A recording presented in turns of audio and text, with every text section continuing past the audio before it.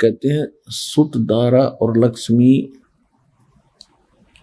पापी घर भी हो, संत समागम हरि कथा तुलसी दुर्लभ दो।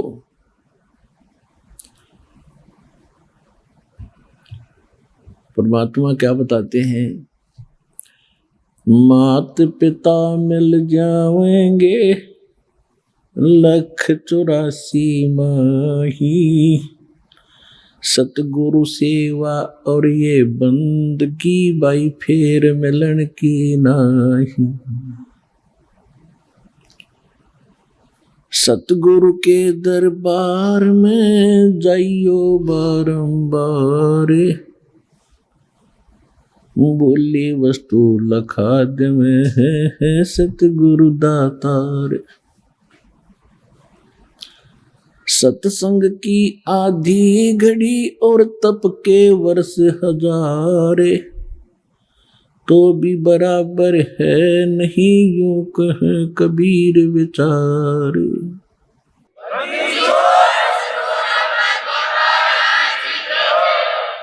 संत मिलन को चालियो तजमाया अभिमान, जो जो कदम आगे रखे है ओहे यज्ञ समान।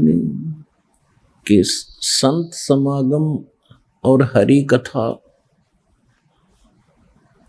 तुलसी दुर्लभ दो। अपने आत्माओं, जैसे तुलसीदास जी ने अपने अनुभव की वाणी बोली है, वो केवल श्री रामचंद्र जी तक सीमित थे। और श्री रामचंद्र जी विष्णु अवतार हैं, और विष्णु जी की क्या स्थिति है? ये सतगुण युक्त भगवान हैं। एक ब्रह्मांड के अंदर केवल एक विभाग के मिनिस्टर हैं, मंत्री हैं, साहब हैं, मालिक हैं। और जो आदरणीय गरीबदास साहिब जी और पूर्ण परमात्मा ने स्वयं आकर जो ज्ञान दिया है, आदरणीय गरीबदास साहिब जी को जो ज्ञान दिया है, और कबीर परमेश्वर जी, क्योंकि परमात्मा अपना यथार्थ ज्ञान स्वयं ही बताने आते हैं, ये आपको प्रमाणित बहुत बार कर दिया है। तो उस वाणी में और इस वाणी में बहुत अंतर है। अब जैसे तुलसीदास जी की जो दिव्य दृष्टि काम करती थी, वो केवल एक ब्रह्मांड का भी पूरा चित्रण नहीं कर पाए। और आदरणीय गरीबदास साहिब जी को परमात्मा मिले थे, पूर्ण ब्रह्म कबीर परमेश्वर जी, उन्होंने ज्ञान योग खोल दिया था, दिव्य दृष्टि खोल दी थी। तो उनकी जो वाणी है तुलसीदास जी की वाणी से बहुत सुपीरियर और बहुत आगे का अनुभव है। ये क्या होता है, दिव्य दृष्टि क्या होती है? जैसे दूरबीन होती है, दूरदर्शी होती है। एक दूरदर्शी की रेंज होती है ज्यादा से ज्यादा 1 किलोमीटर तक देख सकती है, और एक देख लेती है सितारों तक, लाखों किलोमीटर तक। तो इसी प्रकार इनकी दिव्य दृष्टि में अंतर था, और दिव्य दृष्टि के आधार से ही फिर उन्होंने वाणी बोली है।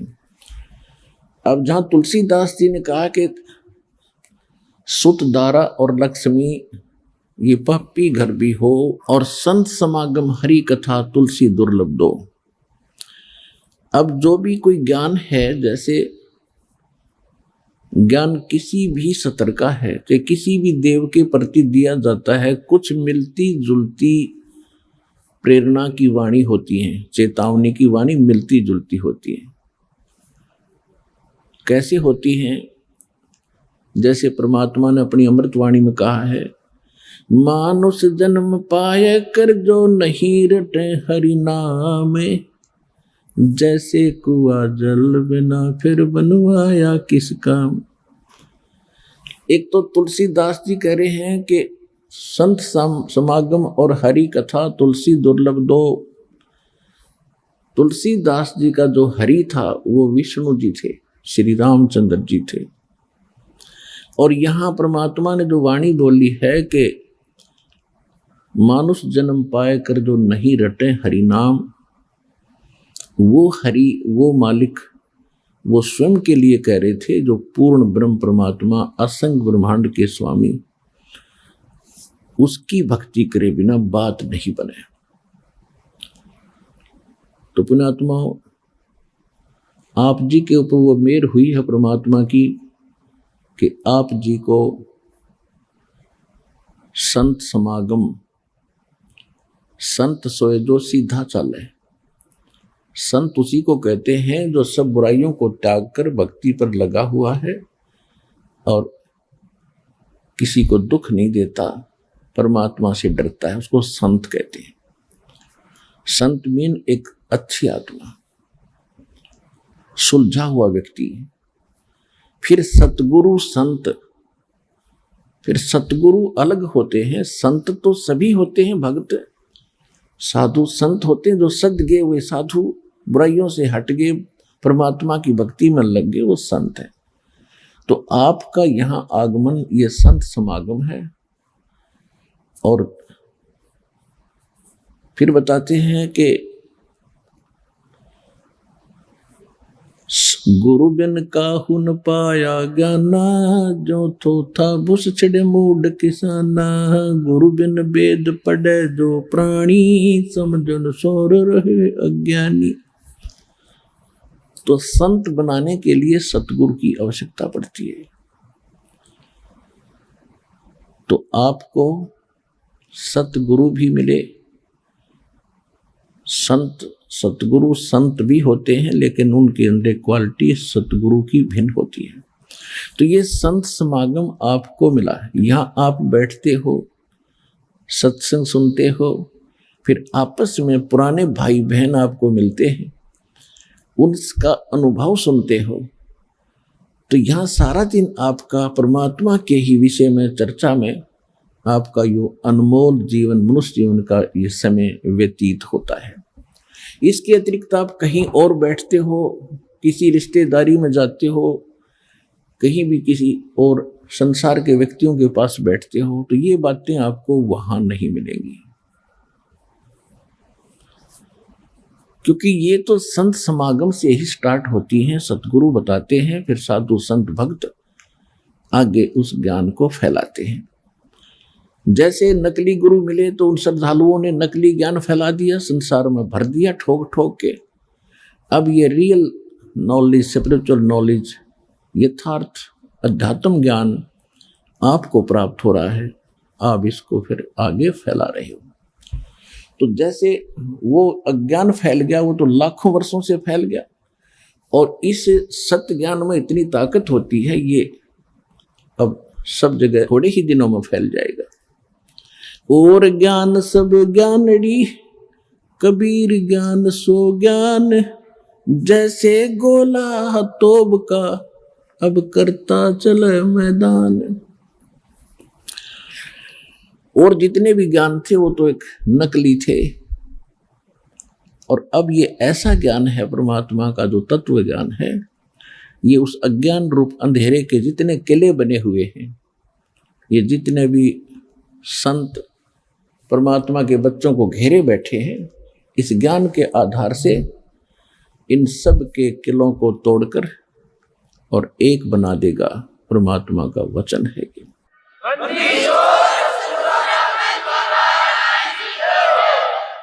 परमात्मा को पहचानने के लिए, आध्यात्मिक ज्ञान को जानने के लिए,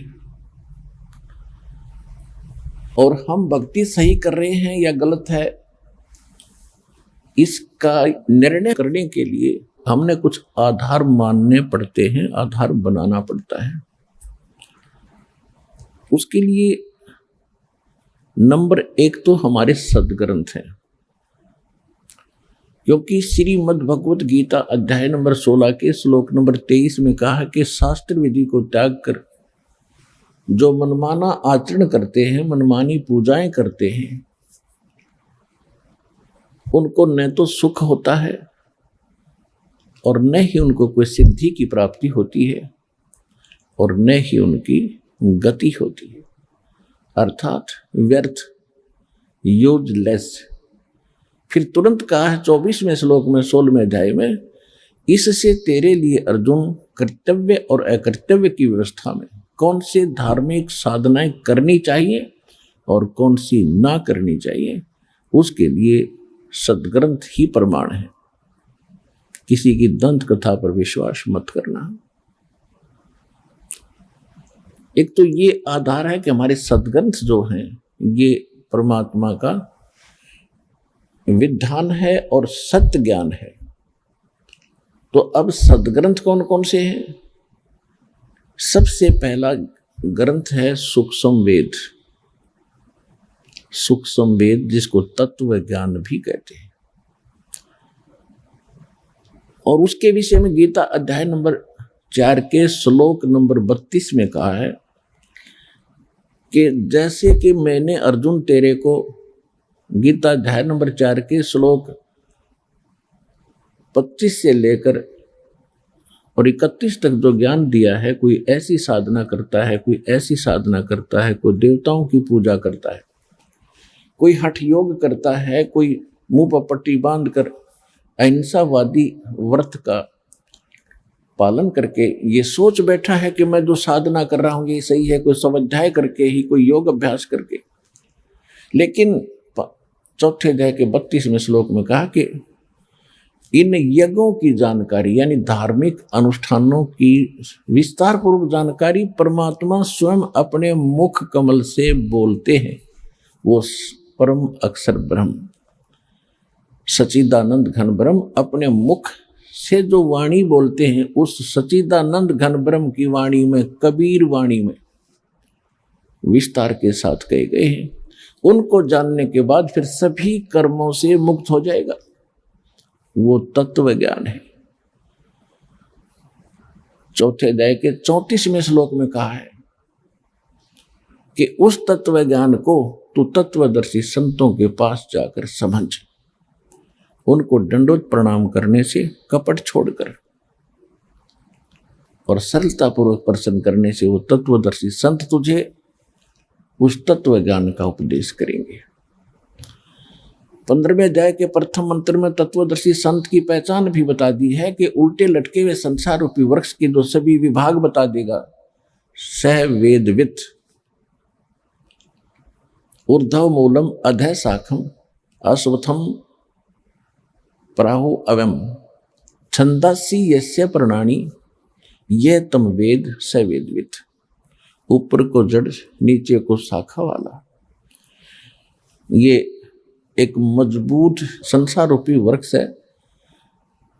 और छंदासी यस्य प्रणानी, इसके पत्ते और ये जो विभाग हैं, इसके पत्ते, मूल और टहनी आदि इसके विभाग हैं। जो छंदासी यस्य प्रणानी इसके विभाग हैं, और इनको ये तम वेद जो इन सब अज्ञान रूपी अंधकार में जो आज तक कोई नहीं जानता, इसके विषय में जो जानता है स वेदवित, वो वेद के तात्पर्य को जानने वाला है, अर्थात वो तत्वदर्शी संत है।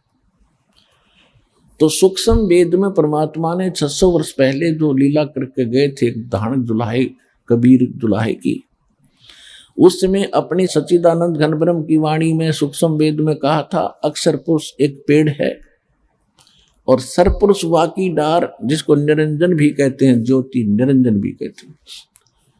अक्षर पुरुष एक पेड़ है, सरपुरुष ज्योति निरंजन वाकी डार, और तीनों देवा शाखा हैं ये पात रूप संसार।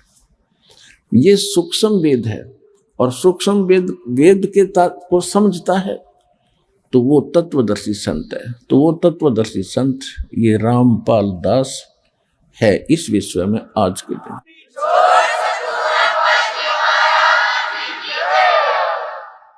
इस सूक्ष्म वेद की आवश्यकता क्यों पड़ी? परमात्मा ने स्वयं आकर ज्ञान क्यों बताना पड़ा? जब हम गलती करके सतलोक से और इस काल के साथ आगे थे, हमारी यहां दुर्गति होनी थी, मालिक को पता था। मालिक को यह भी मालूम था कि सबसे पहले ये काल इनको भगवान से दूर करेगा, इनकी बुद्धि पर पत्थर डालेगा, अज्ञान से भरेगा। इसलिए परमात्मा ने कुछ ही समय के उपरांत इस काल के अंतःकरण में, इसके हृदय में, वहां से ये तत्व ज्ञान कंप्लीट फैक्स कर दिया था, इसकी व्हाट्सएप पर डाल दिया था और उसमें निर्धारित समय भर दिया था कि इतने समय के बाद ये ऑटोमेटिकली बाहर आएगा, ये रोक नहीं सकेगा। ऐसा ही हुआ। इसके श्वासों के द्वारा एक दिन ये अपने आप सारा ग्रंथ बाहर आया। इसने जब देखा, पढ़ा कि इसमें तो सारी जानकारी ऊपर की है, और इसको ये था कि अगर इन प्राणियों को जो मेरे फंस गए, इनको उसका ज्ञान हो गया, उस सुख का एक नहीं रहेगा। इस दुष्ट व्यक्ति ने सबसे पहले वो ज्ञान समाप्त किया, यानी जिसकी पूर्ण जानकारी सभी नष्ट नहीं किया, लेकिन वो मेन पार्ट, वो भक्ति विषय जल्दी में नष्ट कर दिया। और शेष ये 4 वेद रख दिए। ये 4 वेद उस सूक्ष्म वेद का ही अंश है। उसका जो जो मुख्य अंग था वो नष्ट कर दिया। उसकी पूर्ति करने के लिए परमात्मा आते हैं और फिर वो सूक्ष्म वेद पुनः बताते हैं। उसमें ये सभी वेद भी होते हैं, ये 4 वेद भी इंक्लूड है उसके अंदर। वो सूक्ष्म वेद है। उस फिर परमात्मा ने 600 वर्ष पहले कहा था धर्मदास जी से कि मेरे नाम से काल ने कहा था तेरे नाम से 12 पंथ चलाऊंगा मैं, कबीर नाम से।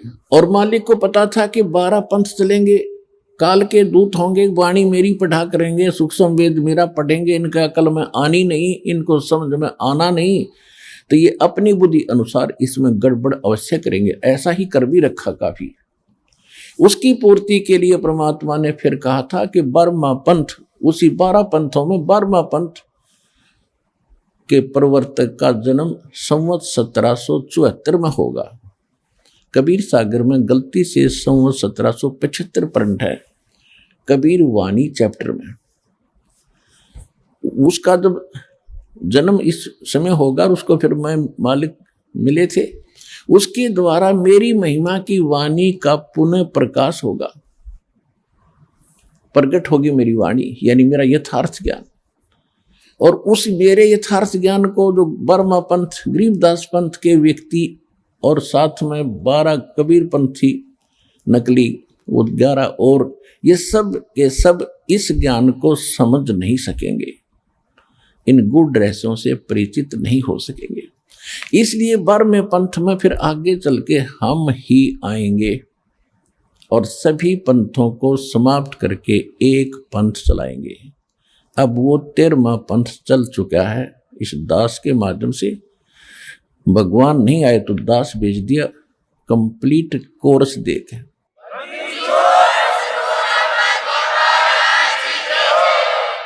तो हमने सबसे पहले परमात्मा को पहचानने के लिए अपने सदग्रंथ आधार बनाने पड़ेंगे। उसके बाद ये तो हमारी थ्योरी, ये तो थ्योरी है हमारा, यानी लिखा हुआ एक लेख है। फिर दूसरा इसके थ्योरी के आधार से प्रैक्टिकल।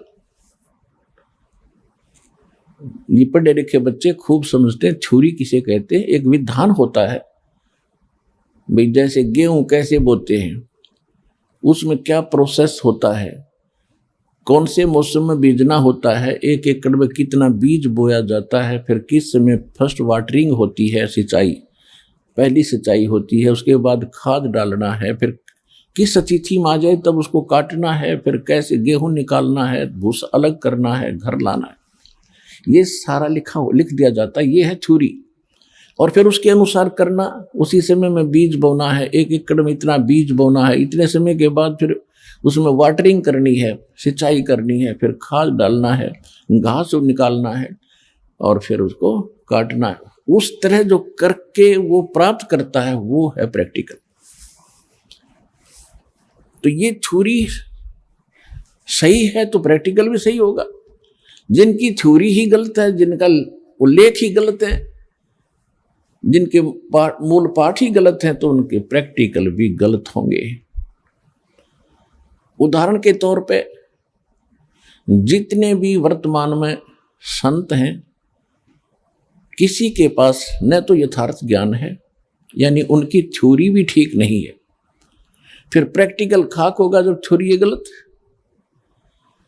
दास ने आपके रूबरू इन सभी वर्तमान के जितने भी धर्म के व्यक्ति हैं या जितने भी पंथों के व्यक्ति हैं और वो उनके प्रवर्तक हैं या उनके वर्तमान के मार्गदर्शक गुरु जी हैं, उनका सबका अनुभव प्रैक्टिकल आपको दिखा दिया और उनकी द्वारा अनुभव की थ्योरी जो उन्होंने बोली है वो दिखा दी। और फिर हमारे सदग्रंथ क्या बताते हैं, जो हमारे ओरिजिनल थ्योरी है, ओरिजिनल लेख हैं, सदग्रंथ हैं, सिलेबस है, वो क्या बताते हैं। और उनके आधार से जिन महापुरुषों ने प्रैक्टिकल किया, उनको जो भगवान मिले, उन्होंने कौन सी साधना अपनाई, कौन सा प्रैक्टिकल किया, जिससे उनको वो वस्तु मिली जो उस थ्योरी में लिखी, रियल थ्योरी में, यथार्थ उस सिलेबस में लिखी हुई थी, वो वस्तु प्राप्त हुई। तो उन्होंने क्या बताया, जैसे राधा स्वामी पंथ के प्रवर्तक श्री शिवदयाल जी के वचन आपको बहुत बार दिखाए। ये क्या बताते हैं, एक शिवदयाल जी के प्रवचनों का संग्रह है, सार वचन राधा स्वामी वार्तिक एक पुस्तक है। उसमें ये क्या बताते हैं, एक बार तो सतनाम को बताते हैं सथान, फिर सतनाम को ही बताते हैं सतपुरुष, सार शब्द, सतलोक और सार नाम। तो इससे सिद्ध होता है कि इनको कख भी पता नहीं, इनकी थ्योरी है गलत, इनको सतनाम का पता नहीं। कभी कहते हैं सतनाम हमारी जाति है और सतनाम कभी असली राम है। एक थोड़ी सी झलक दिखा दूं क्योंकि प्रकरण चल पड़ा। ये देखिएगा, सारवचन राधा स्वामी वार्तिक, राधा स्वामी सत्संग व्यास से ये छपी है, प्रकाशित है। इसके प्रकाशक कौन है? प्रकाशक हैं जगदीश चंद्र सेठी, सेक्रेटरी, राधा स्वामी सत्संग व्यास, डेरा बाबा जयमल सिंह, पंजाब। ये इनके पास सर्वाधिकार सुरक्षित है। पहला संस्करण 1961 में और ये है लास्ट 16वां 2003 का। मुद्रक है लक्ष्मी ऑफसेट प्रिंटर्स, दिल्ली में। ये यहाँ से ये सारा इसके अंदर लिखा हुआ है। ये भूमिका से क्लियर हो जाता है। देखिएगा, सारवचन राधा स्वामी वार्तिक हजूर स्वामी जी महाराज के वचनों का संग्रह है। श्री शिवदयाल जी के जो राधा स्वामी पंथ का जो प्रवर्तक है, जिससे राधा स्वामी पंथ चला है, उसके विचार हैं। और इसी राधा स्वामी आगरा वाले से ही शिवदयाल जी से व्यास के अंदर बाबा जयमल सिंह जी ने स्थापना की। उसी व्यास से ही सावन सिंह जी, बाबा जयमल सिंह की बाद सावन सिंह जी गद्दी पर विराजमान हुए। उनके शिष्य थे सच्चा सौदा सिरसा वाले श्री खेमामल जी, जिसको वो बलोचिस्तानी शाह मस्ताना जी भी कहते हैं। तो इससे सिद्ध हो जाएगा कि ये कहाँ से कनेक्शन है। देखो पुणात्माओं, जहाँ इन्होंने थर्मल प्लांट बना रखा है कोई, और थर्मल प्लांट से ही फिर आगे कनेक्शन आते हैं, पावर हाउस बनते हैं। जब थर्मल प्लांट से पता लग जाएगा उसमें बिजली है कि नहीं, तो आगे जो तार लगाए बैठे हैं, कनेक्शन लिए बैठे हैं, उनसे पता लग जाएगा उनके पास क्या आया है, लाइट है कि नहीं, उनके पास पावर है कि नहीं। एक के बाद में सारी बात समझ जाएगी। अब देखिएगा, सारवचन राधा स्वामी वार्तिक हजूर स्वामी जी महाराज के वचनों का संग्रह है। ये वचन सत्संगों और अन्य चर्चाओं के दौरान सत्संगियों ने नोट किए थे। स्वामी जी महाराज के परम धाम सिधारने के कुछ वर्ष बाद इनका संग्रह करके पुस्तक रूप में छपवाया गया था। सन 1902 में बाबा जयमल सिंह जी महाराज ने सारवचन राधा स्वामी वार्तिक को पहली बार गुरमुखी लिपि में छपवाया था। प्रस्तुत पुस्तक उसी प्रथम गुरमुखी संस्करण के अनुसार है और अब इसका हिंदी संस्करण प्रकाशित किया जा रहा है। 1902, आज चल रहा है 2014, 112 वर्ष हो गए। 112 वर्ष हो गए इस अड़ंगे को, ये अज्ञान को ग्रहण करते और भोली श्रद्धालुओं को इस रंग में वो कति फाइनल हो लिए जो कति गलत ज्ञान है। 112 वर्ष।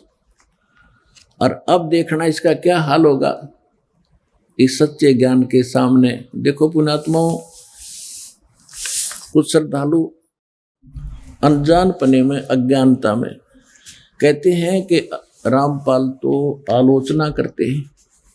आलोचना नहीं करता। आलोचना करने से तो जीभ कट जाए मेरी, ऐसी गलती रामपाल नहीं कर सकता। आलोचना होती है झूठी बकवाद करना, और सत्य कहना आलोचना नहीं होती। ये बहुत बड़ा परोपकार होता है। जैसे कई बार क्या होता है, ये कुछ ठग लोग नकली नोट छाप लेते हैं।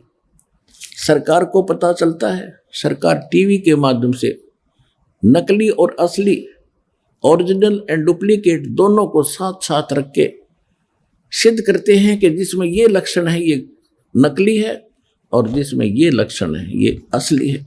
नकली को त्याग देना, असली ग्रहण करना, इसका फर्क करके नोट ग्रहण करना। तो आलोचना नहीं करती सरकार, बड़ा परोपकार किया, लाखों लोगों को ठगने से बचा दिया। तो यही ये दास कर रहा है, आलोचना मत समझना।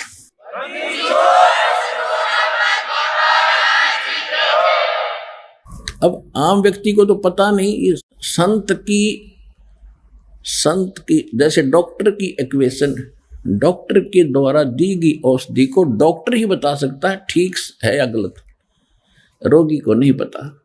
इसी प्रकार जिसने ओरिजिनल नोट का ज्ञान है वही डुप्लीकेट सिद्ध कर सकता है कि देखो ये डुप्लीकेट है, ये ओरिजिनल है।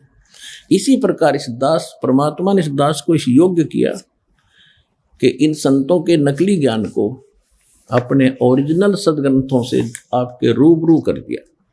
और जिन महापुरुषों को भगवान मिले उन्होंने कौन सी साधना की जिससे उनका प्रैक्टिकल सफल हुआ, वो भी आपके रूबरू कर दिया। बात खत्म होगी। ऐसे निर्णय होता सच्चाई का, सत्य और असत्य का, जो आज सतलोक आश्रम बरवाला जिला हिसार में हो रहा है।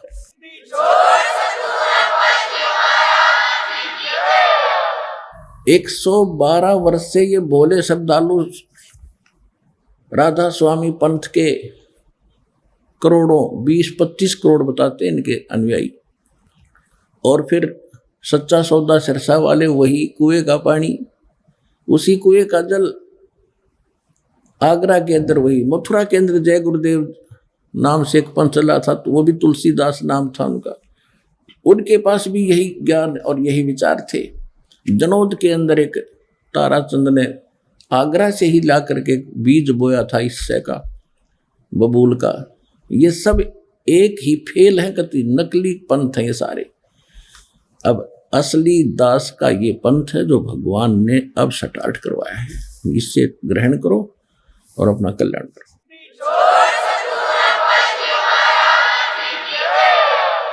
अब ये सारवचन वार्तिक, ये स्वामी जी महाराज के वचनों का संग्रह है। वो स्वामी जी कौन है ये देखिएगा, ये देखिएगा, ये स्वामी जी कौन है।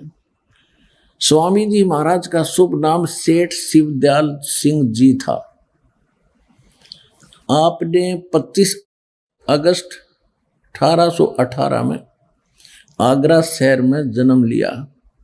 60 वर्ष की उम्र में इनकी मृत्यु हो गई थी।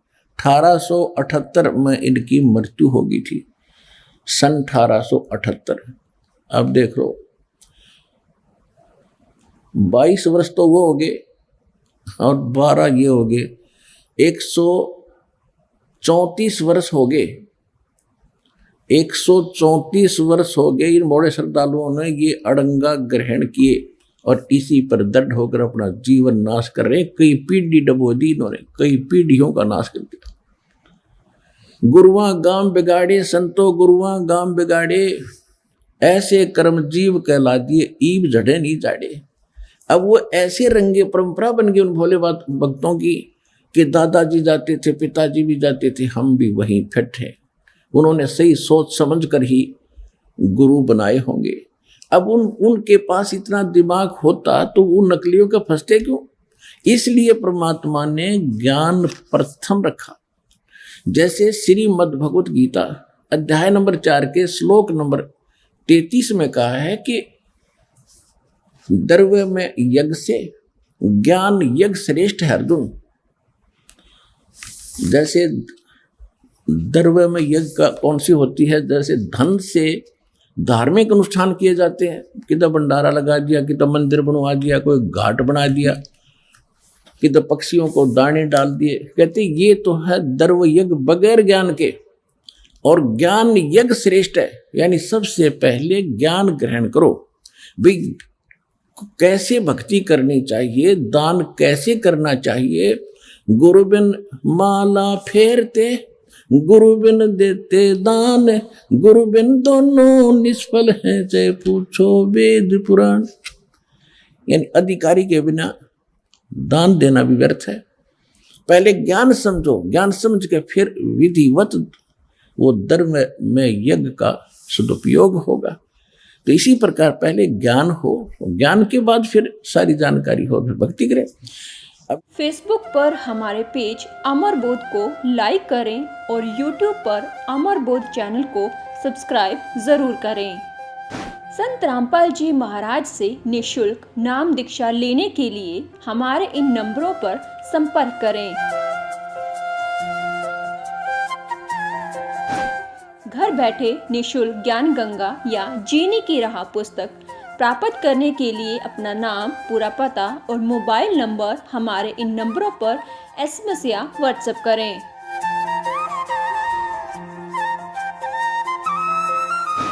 अधिक जानकारी के लिए हमारी वेबसाइट supremegod.org पर विजिट करें।